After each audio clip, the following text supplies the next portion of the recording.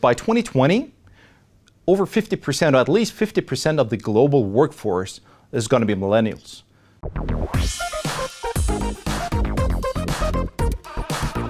Firstly, Max, where do millennials come into the equation of the high numbers of disengagement? Thanks, Celeste. Good to be back again. Last time around we talked about how low the engagement overall is, 13% globally actively engaged, and that's obviously not enough.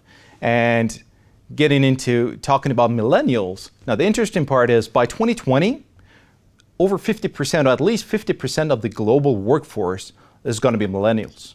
So there's no excuse for leaders and companies not getting in there and try to make sure that they can work with them and manage them and collaborate with them in the best possible way.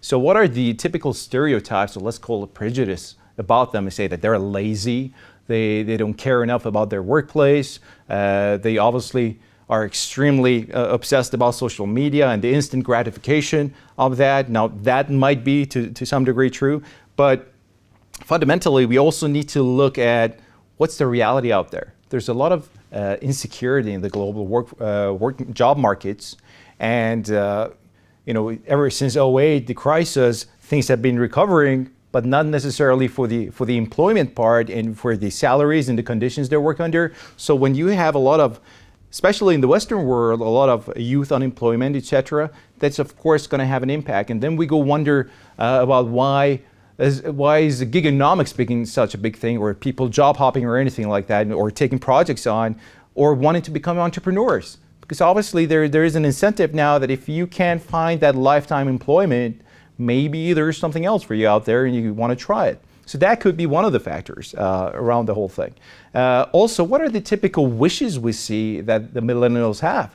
And some of them are basically they want to feel more fulfilled in what they do and have a more purposeful job in their workplace. They want to be more flexible in what they do, have some work-life balance, more time to spend with their family, their friends, and spend on their hobbies. And when you look through that list, basically any generation, I think, could sign under that, hey, we take some of that too, right? So it's not necessarily a bad movement at all. It's just a matter of how do we collaborate to make that happen in a good, possible, engaged way. And so looking forward, what can be done to reverse this trend? I often ask leaders when I'm having a meeting with them, I say, what do you do about engagement? And what about engagement? How do you drive that? And say, well, Max, we often, of course, measure it from time to time, at least quarterly, and then we give it to our HR departments to handle the little numbers that are not correct, and we can improve them. I said, okay, that's great, but then what? And that's a little bit an area where there is a lot of projects going on, and I think it doesn't necessarily trickle down to the entire organizations. And what we often say is that you got to get at least the 5 things right. There's 5 things that you really got to push forward to. So it's going to be, you got to hire the right people. Of course, you got to start with that. Secondly, you got to train them right. You got to team them up in the right settings. And then, of course, you got to treat them continuously in the right way. And fundamentally, you got to reward them and really compensate them in the right way.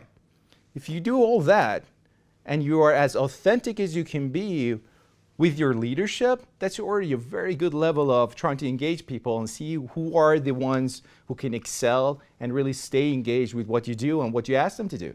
Now, speaking of authentic leadership, I got a good example for you. I was in a meeting with a European president of the global corporation, a US corporation, which is still actually partially family run.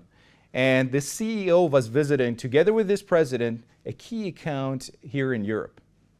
Now, they had a lot of issues with this specific client. The client wasn't happy, and this was a multi-million-dollar account. And what happened during the meeting was that the client was very abusive and basically was personally attacking a lot of the account managers of this company. Now, what the CEO did right there, and this is the president telling me the story, is that he just stopped the customer and said, "Dear customer, we appreciate your concerns and we're going to fix everything. But in this organization, our people come first. And I have to ask you to back off and not treat my people in the way that you're doing."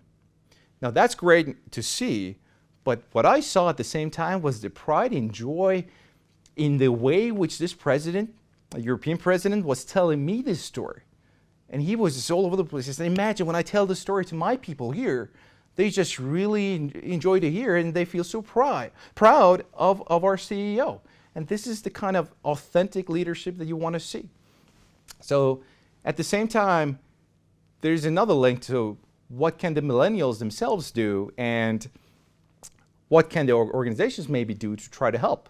And that's where we come in and try to, of course, offer the right kind of trainings and tools to get the millennials themselves have the right mindset, the right attitude, and try to step back for a second and take a minute and say, okay, what if I could actually enjoy my work and job and tasks that I have in a whole different way? You know, stop for a second, and instead of just being impatient about the things that are coming or the tasks at hand, stop for a second, maybe smell the roses, right? I often say, you know, when I'm giving a training or a speech, is life is about, you know, it's not about the amount of breaths we take, but it's about the moments that take our breath away. And we so seldom experience that at work because we're not anticipating that to actually possibly be able to happen at work. What if we could, you know, really enjoy the way we work with the people, because it's a people business, right?